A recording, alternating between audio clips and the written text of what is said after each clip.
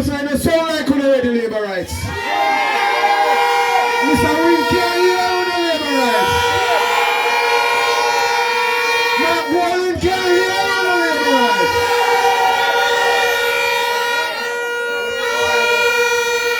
Now, help me welcome Minister. Hold on. Minister in the office of the Prime Minister. And her responsibility is digital transformation and efficiency. You hear that? Yes. Want to hear that? Yes. Alright. And let me tell you something. She is going to transform Northeast Manchester, right? Yes. So help me welcome your next member of Parliament, Auntie Audley Marks.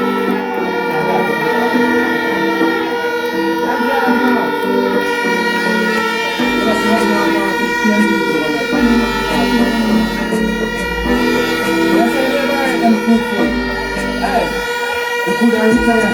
Body vote, beat, argument, come on, every and every beat. Slave on the never short heart, yeah, beat, artist, manifesto, labor, we voters.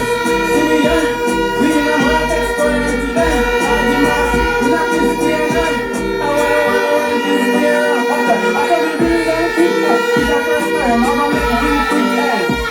Argument, see that this, we voters, don't know, tick, tick, hey, Mr. Win.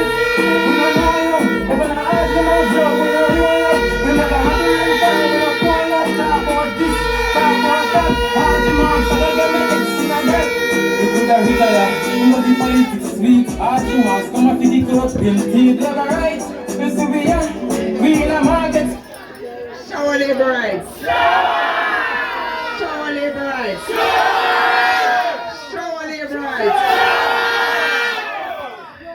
Thank you so much for your warm welcome and thank you for coming out tonight.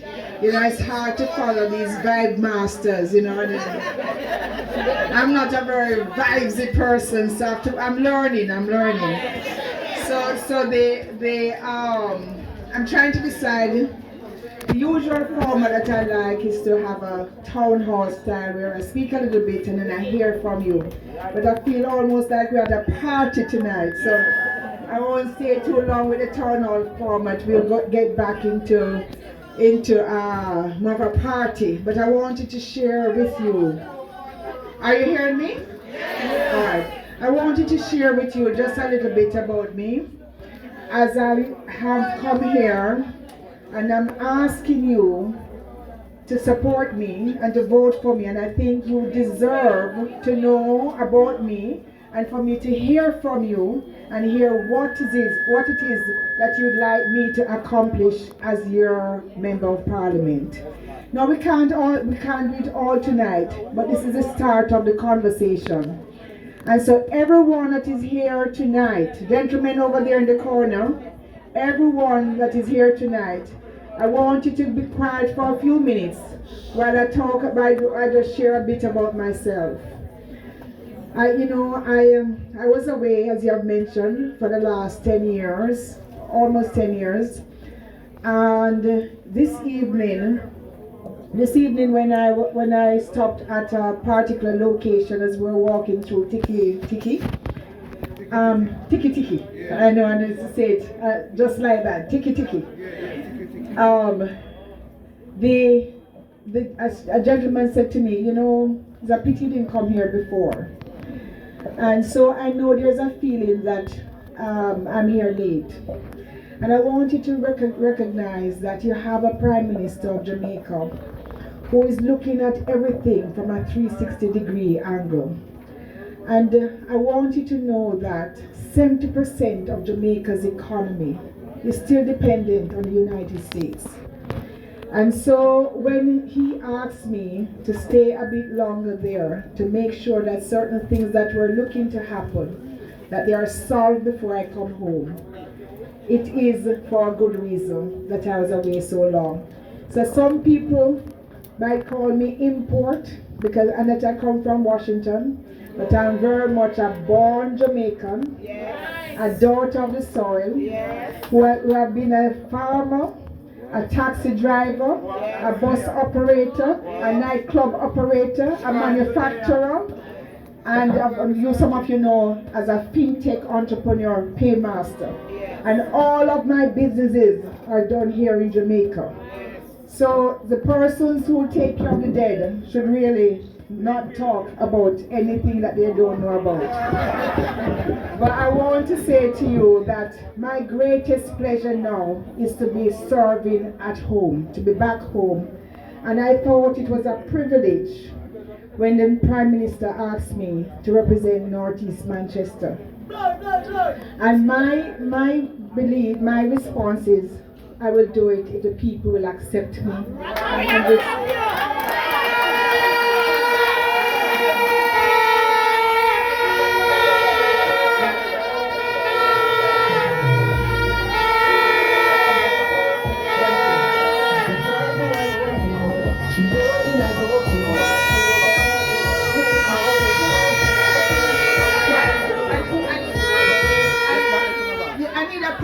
I need a particular rhythm for this man, because you know, I look at him a while ago and he had so much rhythm. I said, I'm so happy to be home. So music man, play another song for me to see this dance again.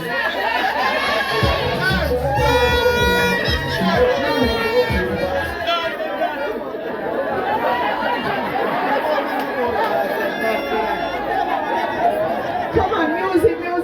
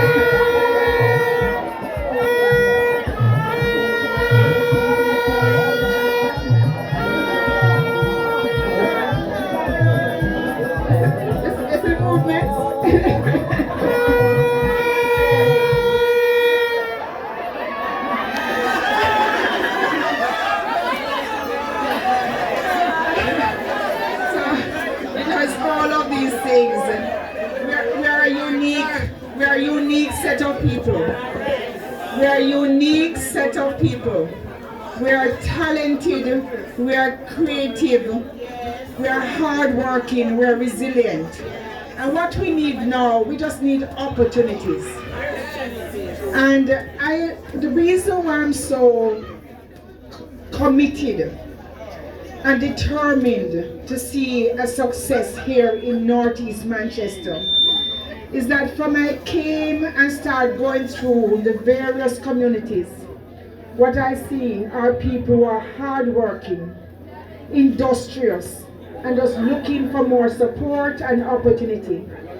And I want to share with you that Councillor Miller, and let me pause to particularly recognize Councillor Miller. Councillor Miller, thank you for the warm introduction that you have given me. And more than anything else, thank you for your support. Because, you know, I've often said it, it's not easy. And I don't know, you might have all gone through this, where you have wanted something for yourself, and you sit and you see somebody else getting into that position. The easiest thing is to walk away. It takes a really big person to say, let me stay here and support you for the bigger good of the country and for the party. So I want you all to just raise your hands in a clap, in an applause for Councillor Miller. Councillor Miller has not only just supported in an ordinary way, has gone out of his way and beyond anything I could ask for in giving support. And that is the spirit. That is the spirit that I've encountered here in Northeast Manchester. A warm, loving people who are just wanting to get the opportunities to thrive.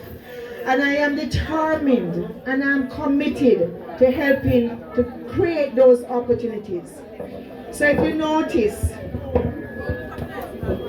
If you notice, I have opened an office over here in St. Barth, and the office is set up with about 4 offices and 5 persons, so that we can start immediately. I'm not waiting for the election. My support of you is immediate.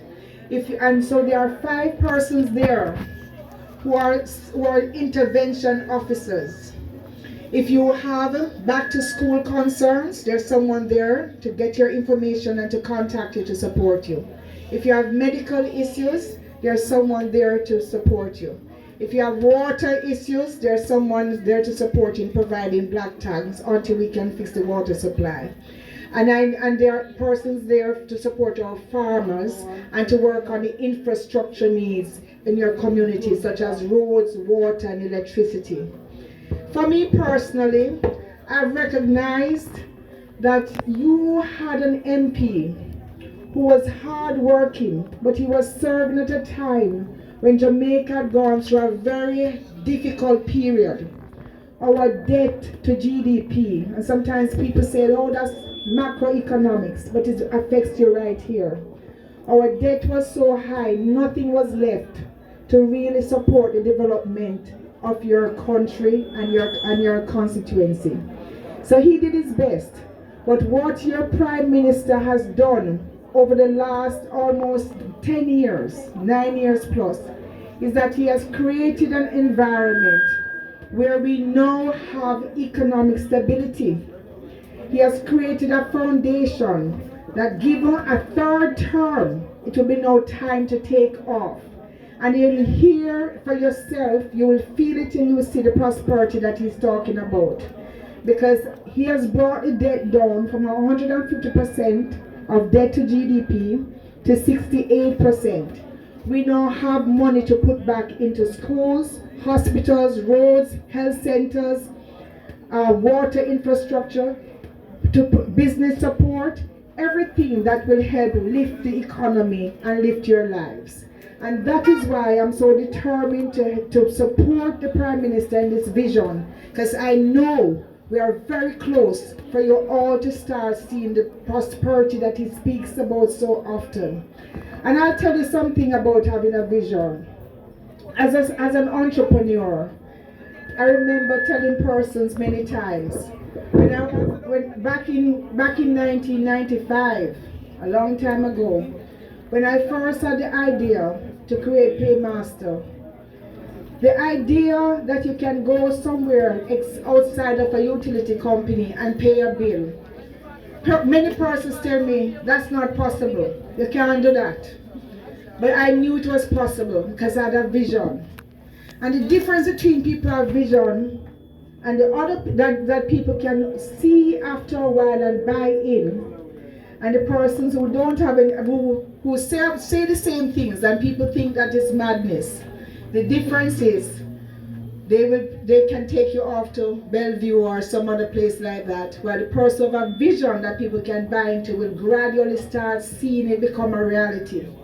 And from my own experience of people telling me it's not possible, and seeing that I created that reality, I'm able to buy into what Prime Minister Holders is speaking about, that there will come a day when you can sleep with your doors open, and that there come a day when every one of us can afford to send our children to school and to have a good life.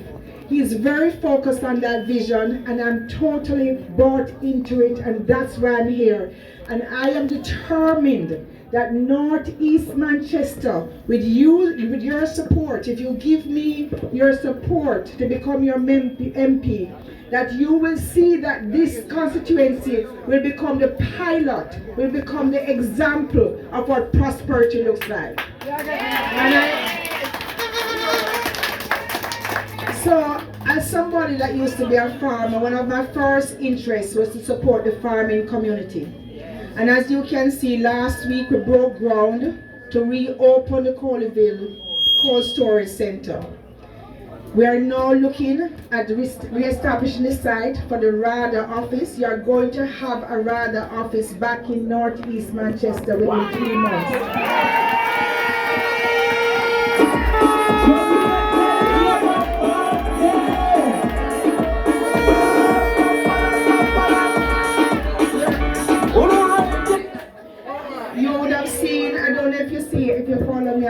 social media, you see a story in the old AMC building.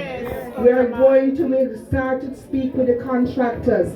You're going to be seeing us opening that AMC building again, so that farmers can have somewhere for their produce to go and to be displayed and to have better circumstances than just on the streets. You're going to see that we are going to reopen what used to be the old Potato Corps building, or Association building, right here in Cristiano.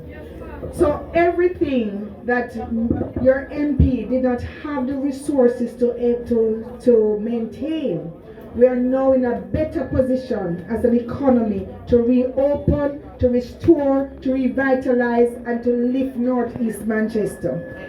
We already now have 6 roads that are to start major fixing. I've gone around, I've seen the condition of the roads. Even today, driving through Tiki, I see the roads that need to be fixed. Down by, when I was in Silent Hill, when I was in Colville, Dobson, I've made a note of all the roads. And we are starting, we have already signed 1 contract. We are going to be signing contracts during this month.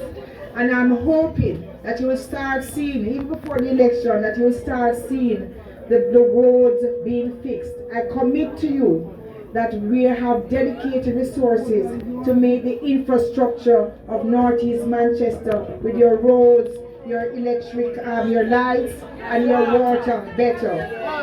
So for the water, next week, the minister in charge of water will be coming to tour with me, because we have identified the work that needs to be done. And I want to tell you, I just want to share with you another story. You know, when I was in Washington about 2019, that would have been about 6 years ago, there was a problem going on between Russia and Ukraine. And before Russia and Ukraine, there was a problem going on with Russia.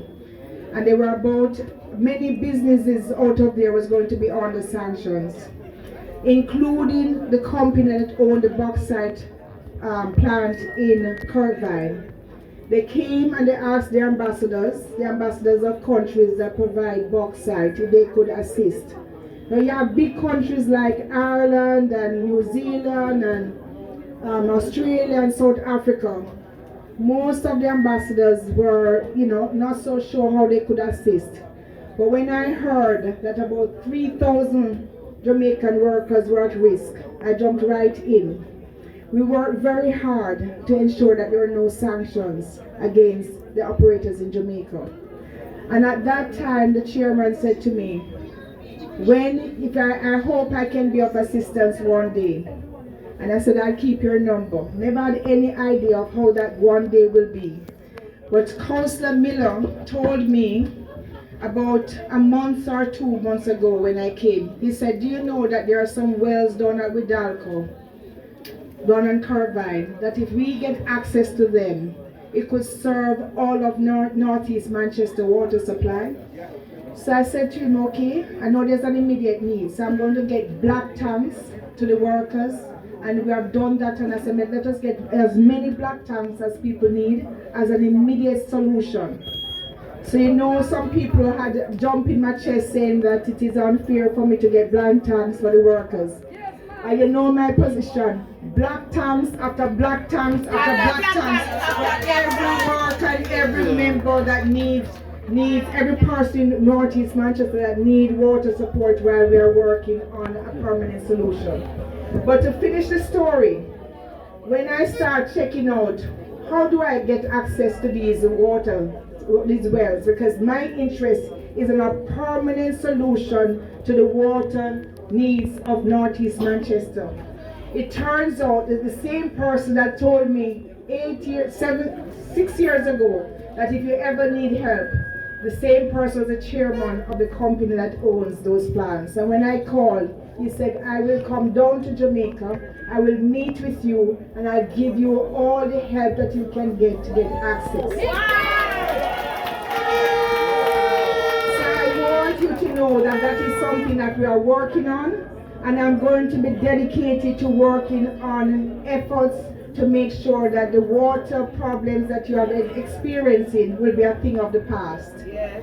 So there are many other things I could share with you that I've started to work on, but tonight, more than anything else, I want to share with you the job employment, job opportunities that we are working on for the young people, the industries that we are looking to bring here, the H2B program for hospitality workers and farm workers. We are going to be having a job fair within the next 2 weeks for our young people. I want to share with you the scholarship programs that we are doing. But more than anything else tonight, I want to hear from you. So I'm going to cut it here.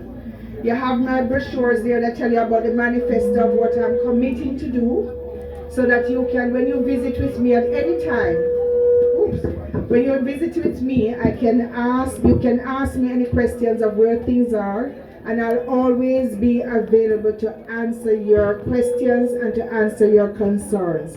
It is not so easy right now because, as you know, we are campaigning, but when things settle down and the office is there, I must tell you, we have dropped a satellite over the office, a Starlink, so that every time you call, you'll be able to get connected.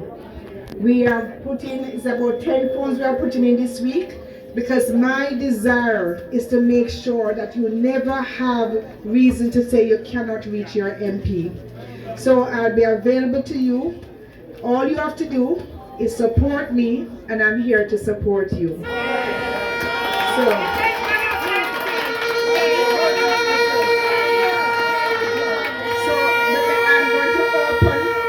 I'm going to open the mic to hear from you. But before I do that, let me take another minute to thank your Member of Parliament, who has also been very supportive in telling me about what are the priority areas that we should be working on, and being always so supportive of this effort to serve you. So thank you again, Mr. Shaw. Thank you, Mr. Miller.